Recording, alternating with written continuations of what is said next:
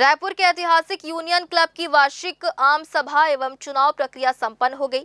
चुनाव में एक बार फिर गुरुचरण सिंह होरा निर्विरोध अध्यक्ष चुने गए। वहीं नई कार्यकारिणी का भी गठन किया गया। बैठक में क्लब के विकास, वित्तीय व्यवस्था और भविष्य की योजनाओं पर विस्तार से चर्चा हुई। वर्ष 1902 में स्थापित मोतीबाग चौक स्थित यूनियन क्लब आज अंतर्राष्ट्रीय स्तर की खेल सुविधाओं के लिए भी जाना जाता है। आइए देखते हैं पूरी खबर। यूनियन क्लब छत्तीसगढ़ की राजधानी रायपुर के हृदय स्थल मोतीबाग चौक में स्थापित है, जो आजादी से पहले 1902 से अपनी सेवाएं दे रहा है।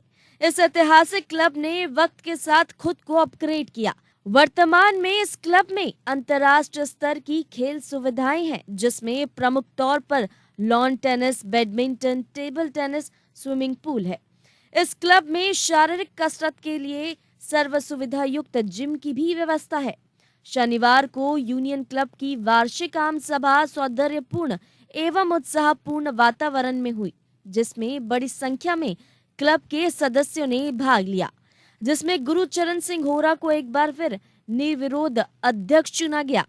उपाध्यक्ष विजय अग्रवाल, सचिव डॉक्टर अतुल शुक्ला, संयुक्त सचिव नरेश चंद्र गुप्ता, धर्मपाल कलश, राज थोरानी, सुरेश कुकरेजा, वही कोषाध्यक्ष चरणजीत सिंह ओब्रॉय को चुना गया है।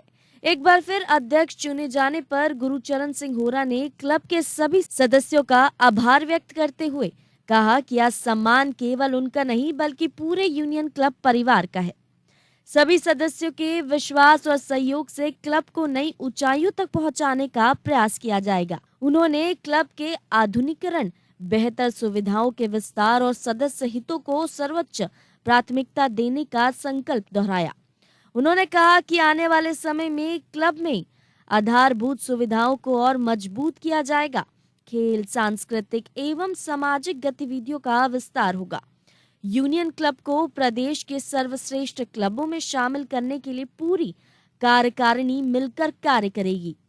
यूनियन क्लब का इतिहास बहुत पुराना है, विशेष रूप से खेलों के लिए जाना जाता है और इसमें राष्ट्रीय अंतर्राष्ट्रीय स्तर के बहुत खिलाड़ी इस क्लब ने दिए हैं। समर कैंप आप लोग सब मीडिया वाले जानते हैं कि 20-25 साल से आप लोग समर कैंप को कवर करते आए हैं और ऐसे ऐतिहासिक क्लब का आज विधिवत चुनाव हुआ है और क्लब के सदस्यों ने मुझ पर फिर विश्वास व्यक्त किया है और मुझे अध्यक्ष निर्वाचित किया है। इस हेतु मैं क्लब के सभी सम्मानित सदस्यों को धन्यवाद ज्ञापित करता हूँ, उनके प्रति आभार प्रकट करता हूँ। अमूनन कार्यकारिणी का भी गठन हुआ है। सारी कार्यकारिणी की सूची हम आप लोग को दे देंगे।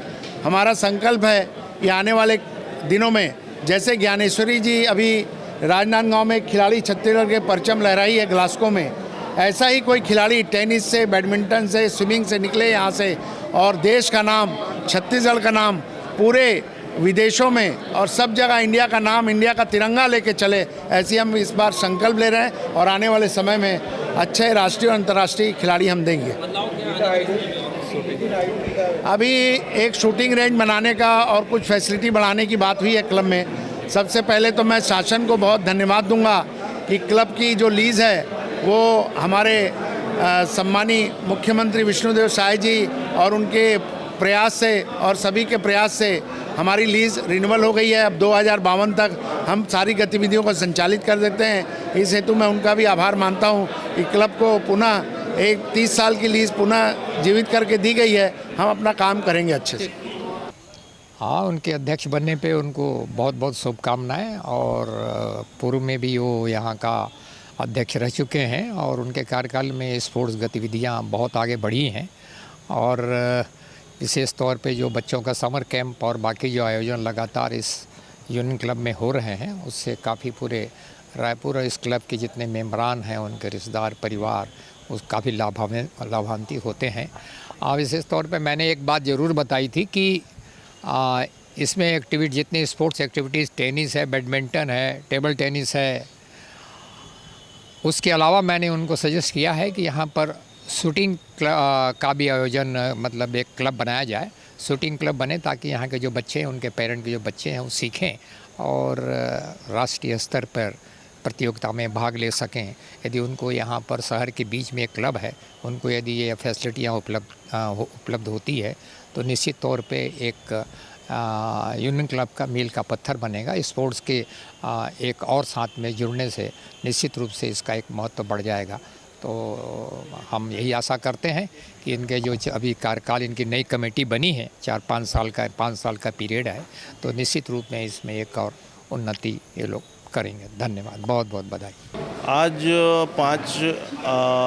5 वर्षीय 2026 से 31 तक के लिए कार्यकारिणी का चुनाव हुआ, जिसकी प्रक्रिया 13 जुलाई से चालू हुई थी और ये 27 तारीख को फाइनल लिस्ट जारी हुई। जिन्होंने नामांकन भरा था उनकी लिस्ट जारी हुई।